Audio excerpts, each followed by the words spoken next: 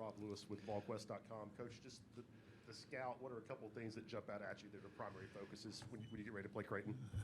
Well, there's a number of different things. Obviously, one, transition. They're a really terrific team in transition.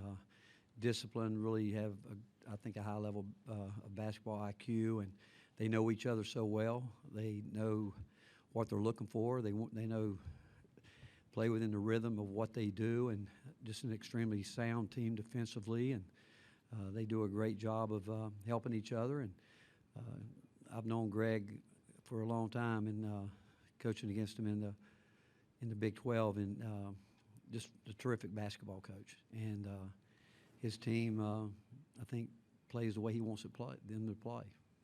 Thanks, Coach. We're going to go to left side in the second row.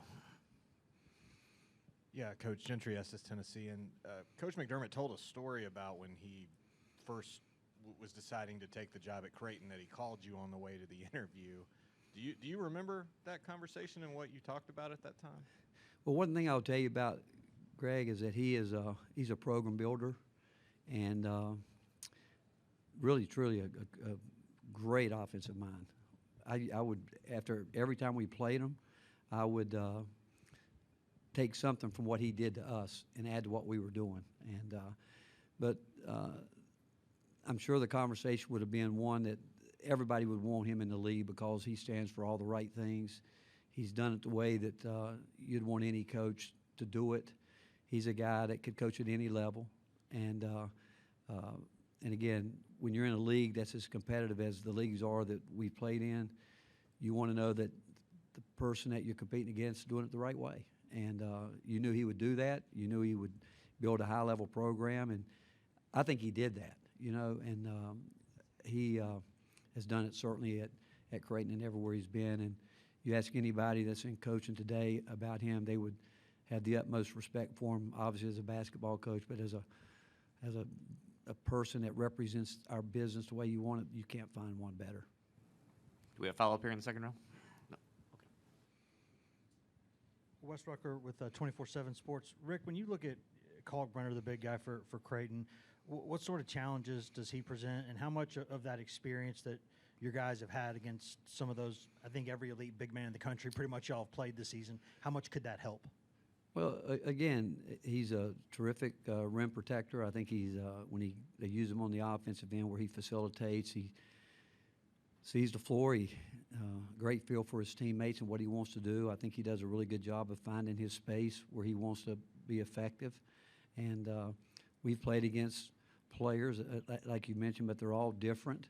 And he's a tough cover for our post players, but yet and they obviously their drop coverage that they use. I mean, he's just kind of daring you. What are you going to do here? Forces you into making the right decision. And but he's a person that you've got to give a lot of attention to. Coach, let's go to the front row here. Larry Leach from the Associated Press. Seemed like yesterday you're here for the exhibition game against Michigan State. Can you talk about Baylor Shireman? Give us a scouting report. And with him and Dalton, are they an example of what can be good about the transfer portal? Yeah, I don't think there's any question that, you know, you give young people an opportunity and they can make the most of it. And I think we know there's players, and this tournament you see players that play at different levels that can shine when the big light's on them. And I think both of those guys have made just unbelievable impacts on their teams. And Shireman, when you see him, he's relentless. You know, you can't stop. I mean, he's got a great feel. And again, Greg has done a great job, I think, putting all those guys in a position where they have a comfort level about them. But they play a lot of minutes. They don't foul. But he is another guy that if you just blink for a second, he's going to beat you some way. And so you've got to be on edge. Let's go to on the left side in the back row, Coach. Dana O'Neill with The Athletic. Rick, you talked about program builders, and I would argue that probably all four of you guys here are program builders, but you're also in a business of results, and whether it's trying to get to the Final Four, win a national championship, there's always that push-pull. How do you stick to your convictions to kind of build the program when there's also the need to achieve whatever it is the next thing on the to-do list is? Well, I think obviously the key is adjustments. You know, when the game changes, you've got to change and make the necessary adjustments. But we do believe in building through. You know, we want high school players. And now, if I were at a different level, I might not think that today. I think a year from now, when the COVID year is over with, it could sway back a little bit, where the older guys aren't here as much. You know, not as many older guys. But I think that's been the case throughout our time in basketball, is that there's been so many different changes from, you know, everything. And so I think you have to be able to adapt. And the guys that I know that I've been able to grow up in the business with and that are still with us and doing it are guys that have that ability to adapt, but yet not get away from their core philosophy in terms of what they believe. Coach, we're going to go to the right side here in the fourth row. Rick Rousseau, WVLT Knoxville. Coach, I know the fellows want to win for you. What does it mean to you to see them have success? Well, again, I'm fortunate that, you know, I've been able to be a part of college basketball for a long time. They get a 4 or 5 year run, and it is something that that they will look back one day and think that, hey, you know, I had a chance to be a part of that, and it's something that you never ever take for granted.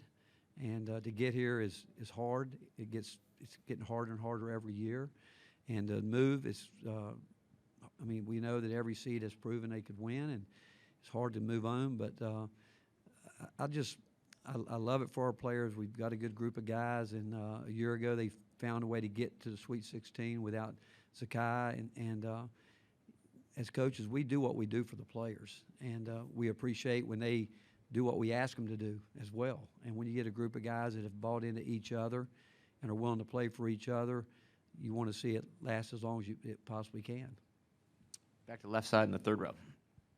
Yeah, Rick, did y'all come out okay health-wise from Charlotte, and is Santi good to go tomorrow? Yeah, he's just under the weather a little bit right now, but we expect him to be ready, yeah. Mm-hmm. Right side, row 2. Coach, what makes Creighton's kind of drop defense unique, and how do you avoid getting, you know, caught into that trap of taking a bunch of mid-range shots? Well, we don't care about we do what we do. We're going to do. I mean, we're not based strictly on analytics. We're going to get our players in position. If they're good mid-range shooters, we want them to take those shots. And what makes them good is because they're solid. They do what they do. They're a team that they don't foul. We don't, believe me, I don't think there's a team in the country that teaches to foul. And, you know, we don't want to foul either. We want to play a little bit different than they do, but yet we're not trying to foul, I can tell you that, because, I mean, they're a good shooting team, a free throw shooting team, but there's so many different ways you can play defense, just like there's so many different ways you can play offense, and they've got their style that's gotten them here, we have, and you can pretty much expect both teams are going to do what they do that has gotten them this far. Back to the left side in the fourth row. Rick, you hear the term players coach today, just the idea of, you know, coaches having a stronger relationship with their players. How have you evolved as a coach in terms of how you relate to your guys throughout your career? Well, one, I've always known it's about them, and there's times in the past I didn't do a great job, and I've said many times I've gone back and apologized to players that I didn't think I did my job with them. But I think if you ask our players today, it would bother me if they didn't tell you I was the most consistent guy on the floor every day. And I'm going to do my job, but when it's over with, we're two people, and I'm going to respect them for that, but I hope they respect the job as a coaching staff we have to do. And again, I think the best thing a coach can do is consistency every day. Whatever it is you're demanding with your details, you got to stay with that. But when it's over with, you want them to know that, hey, if you've been on them hard, hey, there's a reason behind it. And but I don't want them to ever not look forward to coming back to practice, not looking forward to coming back to with our individual workouts, whatever it may be. And it goes back, it's not just me, it's our staff. I mean, we're constantly talking. Our staff, we have a great feel for our team. And when you're around people as much as we're around each other, you can read body language, you can read where guys are. And the question is, to me, is transparency. You got to confront it head on. You just can't think it's going to go away if there is a problem. But a lot of it goes back to our staff. have a great group of guys around me that are as fully invested as you can possibly be. Obviously excited to be back in a Sweet 16. Proud of the way our group performed last week in Pittsburgh. This time of year, you just never know. We've stayed relatively healthy, which has really helped us with our core group. And they just continue to believe in themselves. They're incredibly connected, and that's the reason we've had the season that we had. And realize we have a heck of a task in front of us in Tennessee with how talented and well coached that group is. Thanks, Coach. We'll start the questions on the right side in the back. Myron Metcalf, ESPN. Greg, it feels like the momentum is pushing us towards an expanded tournament. How do you feel about that? And if so, what should that look like if it happens?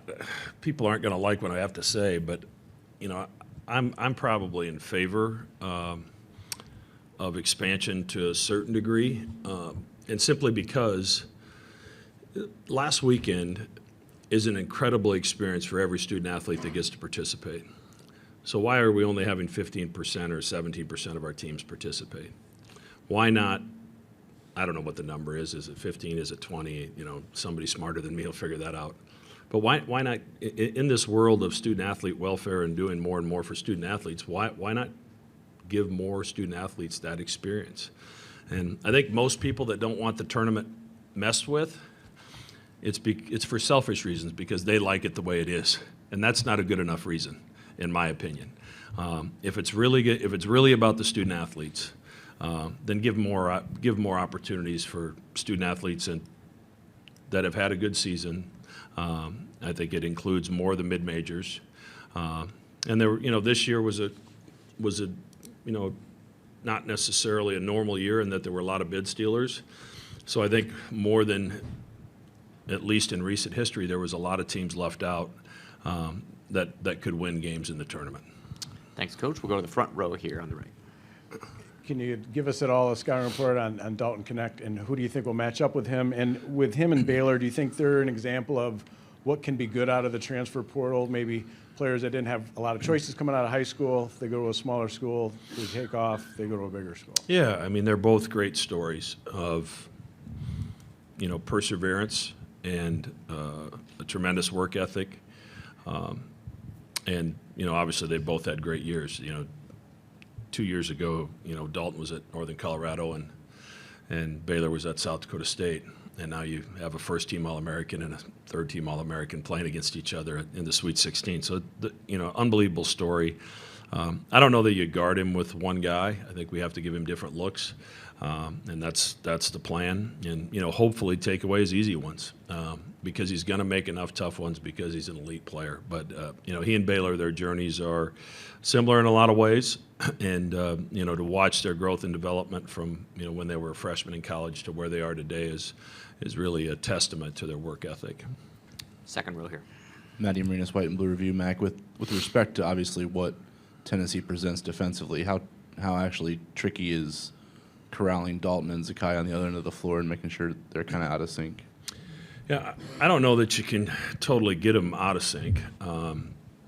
They have to see bodies, but the problem with Tennessee is they're unselfish. They have 567 assists and 356 turnovers. So they're a team that's more than willing to make the extra pass, and Dalton is included in that. So, that makes a team difficult to defend. They run a lot of actions to try to get him loose and then play off that. But when you've got a guy that scores at his level and is still unselfish, it makes it very difficult to defend. Back to the front row here on the right, Coach. Matt Satilli, KETV Omaha. Coach, one of the fans you're going to have back home rooting you on, Jack Elliott. You called him the most courageous 12-year-old in Omaha. Can you just quickly explain what he means to you and how he's inspired this program this year? Yeah, I met Jack by chance. I think it was a Make-A-Wish request, kind of at the last minute. And we got him to our game, and he came to our shoot-around and spent time with our team. And, Jack's he's a tough little guy, man. And his outlook on life going through something very difficult at his age with radiation and chemo and everything that they're doing to his body, and yet he shows up with a smile on his face and, you know, texts me before and after every game, and has developed a really good relationship with Baylor as well. And he was by practice the other day, so we got to spend a little time with him. But, you know, it's a good reminder to our guys, you know, how good we have it and how blessed we are to be able to do what we do. And you see, and, you know, for us to complain about a missed shot, and we look over at Jack, what he's going through, you know, we've got to get over ourselves a little bit. So he's been an inspiration to me, and I know he has been to our team as well. We're going to flip it over to the left side in the third row. Abby Gallant, Creightonian. You guys have talked a lot about how the process has been really important to get you guys here. How important is it to continue to trust your process and your training as you're making this run? Yeah, it's a great question, and it's you know, that's what it's about. You know, we've talked about process all the way back to June, and trusting your work and be consistent with your daily habits. And if you do that, you'll be put in a position where you're going to have a chance. And even though it looked a little bleak late in that Oregon game, I think they never really had any self-doubt creep in because they put so much work in. Now, you can still put work in and the shot may not go in. But had that shot not go in, I would have still felt great about the shot Baylor got because I've watched him practice that shot hundreds and hundreds and hundreds of times. So he did the work, he prepared himself, and sometimes you're successful in those situations and sometimes you're not. But, you know, these guys believe in each other, they believe in their work, and, you know, that makes it for a pretty fun experience from a coaching perspective. Staying on the left side, one row back. Chris Solari, Detroit Free Press. I'm wondering about kind of the other side of Baylor and Dalton's story is what the transfer portal has done, particularly in the tournament, but beyond. You know, when you see guys now, their team ends, they go into the portal, you know, in the first week, or they don't make the tournament. I guess what does that do for the game as a whole? I mean, is guys going up or guys going down? You know, I'm all about the student athlete and them having choices. They deserve those choices. Could we do it at a different time? I wish we could. I would like the stories from Selection Sunday until Championship Monday to be about the teams in the NCAA tournament, not about who's leaving and who's joining this program. It's just unfortunate that that's such a big part of what's going on in the daily news, and I think it takes away from celebrating the teams that have had incredible years and have made it to this point. Is there a way to maneuver that time a little? I hope so, because it's very difficult. You know, my staff, while we're trying to prepare for Tennessee, my guys are also working the portal. You have to, and that's an unfortunate thing for a team that's in the tournament trying to advance, that you have to spend that amount of time, because if you don't make calls, then you're out. So I don't like the timing of it, but you know, I understand why it's there. Let's go back to the right side on the fourth row. Yeah, Joe Reicher with The Athletic. Greg, just wondering what kind of challenges you expect Zakai Ziegler to pose on both ends, and have you seen an opponent this year you'd compare to him? I don't know. You know, Posh Alexander played at Butler this year, you know, very disruptive defensively. Still don't know that he's as quick as Ziegler is. You know, he gets to spots offensively. He's so disruptive defensively. And, you know, Coach Barnes has really, you know, carved out a huge role for him on that team on both ends of the floor. He's hit big shots. You know, he can, whatever, I don't know how many steals he's got. It's a lot. But just as a menace defensively with everything that he does. He's a terrific point guard, and, you know, in a lot of ways, kind of the straw that stirs the drinks for them in a lot of ways, because of the impact he has on defensively and the plays he makes for other people offensively. I mean, 204 assists to 76 turnovers in the SEC. That's big time. Back to the right side in the second row. Mac, you talked about, you know, you and the players talked about the impact that kind of finding joy within that stress had on the end of the Oregon game. And I'm curious how you keep hold of that while knowing that you could be 40 minutes away from your season being over. It's the makeup of the team, and I think as a coach, the longer I've been doing this, you got to let guys be who they are. And, you know, you've been around practice enough, Matt. We don't take ourselves too serious. We don't take each other too serious. We have some fun with the game. I think some coaches, especially young coaches, and I was probably guilty of this when I was younger, there's so much pressure to win and be successful that you coach the joy right out of the game. And I don't ever want to do that to my guys. I want to make sure that they started playing this game because they fell in love with it. And if I do something to take the joy away from that, then I'm doing them a disservice. So this group really they have fun, and I there's parts of practice, there's drills. We've joked about drills they don't like, which usually is my favorite drill. If they don't like it, it's probably a good drill. But they truly enjoy coming to practice every day and being together, and that's been pretty cool to witness. Back to the left side in the back row. John Walker, Omaha World Herald. Mac, your initial takeaway was Tennessee's defense, obviously. Have you learned anything else about them since diving into the film throughout the week? Yeah, I've known Coach Barnes for a long time, and obviously coached against him when I was at Iowa State and he was at Texas. And an interesting story, when Bruce Rasmussen called me and asked me to meet with him about the Creighton job when I was still at Iowa State. I still had a few years left on my contract at Iowa State. Creighton was still in the Valley, and I was meeting Bruce in Des Moines, 45-minute drive. When I got in my car and pulled out of my driveway, I called Rick Barnes. And because I had questions for him about that point in my career, this kind of move. And I hung up the phone with him when I pulled into the hotel parking lot 40 minutes later. And he just drilled me with questions and things to think about, short-term, long-term, that I think speaks to who Rick Barnes is.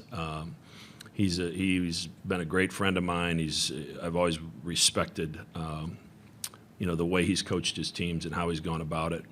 And this Tennessee team is, it's got some of what he did offensively when he was at Texas, trying to run some cutters off the basket standard under the basket. I prepared for that before, and he does that a lot with Dalton. But defensively, there's a standard there that's really impressive with how they play and how they compete and how disruptive they are every single play, and it can turn a game in a flash. So that message has been drilled into our guys over the course of the week. Whether we're ready for it, we'll see. But Coach Barnes has done a great job with this program. It's been fun to watch him be as successful as he has been from afar. First row on the left, Coach. Vedant Gupta, Global Kid Media. Coach, this team has a lot of guys with unique backgrounds. Ryan's a Fisher. Baylor was a state champion quarterback. Steven's married and was an entrepreneur selling salsa at a young age. Talk about bringing different interests together, this team identity, and how their bond helps them play as successful as they do on the court. Yeah, they're as you mentioned, they all have a lot of different interests, but they have a common interest in their love for the game of basketball. And because they're selfless on the basketball floor, they also like to learn about each other off the floor. And they spend a fair amount of time with each other off the floor, even though their interests are very different. I know Kalkbrenner took Ashworth fishing here a few weeks ago in Omaha, and we had a nice day, and Steven caught his first fish that day or whatever. So they do some pretty cool stuff together, but it's their leadership, that group of Baylor, Trey, Ryan, and Steven, Francisco, just like off the charts, like not about me, not a lot of an agenda for themselves. Let's figure out a way for us to be as good as we possibly can be. Take two more for Coach. Let's start in the third row here on the left. Yeah, Coach, just to follow up, why was Rick the one you called about the job that day, and did it have a lot to do with what you ended up deciding? Yeah. I've always had a lot of respect for Coach Barnes, and I didn't really know him until I got to the Big 12, and then you go and you spend time with guys at postseason conference meetings, media days, and then you get to know him and you sit with him recruiting, and we just developed a friendship. And he's someone that I respected, that had moved around a few times, from George Mason to Providence to Clemson, and had been in that situation. And of the guys in the Big 12 at that time, he was the one I thought that could maybe give me make sure I'm thinking about everything before I made that decision. And to his credit, he asked a lot of the right questions, and then when I had the opportunity, I decided to do it, and it's been a great run. Okay, Coach, we're going to wrap it up with a question on Zoom. Parth, we've unmuted your line. Go ahead.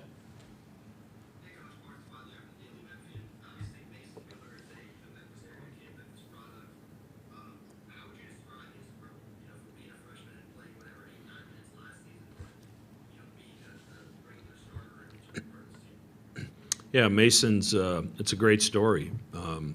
In this day and age, not many young people are willing to redshirt. Obviously Mason's parents, Mike and Jen, Mike has obviously a very accomplished professional career, and Jen was a terrific volleyball player at Florida. So they understood that Mason needed time and he needed to follow a process. And that first process was a redshirt, and then last year it was playing off the bench and trying to spark the team. And then in the off season, once the season was over last year, we talked about, our expectation was he should be fighting for this starting job this year. And to Mason's credit, he's worked, and he's done just that. And obviously was huge for us in the game against Akron to gain some momentum with a big three right before halftime, and then hit a couple more coming out of the locker room. So he's gotten better, he's worked hard, and has become a very important part of our team. Appreciate it. Coach, thanks for your time. Thank you.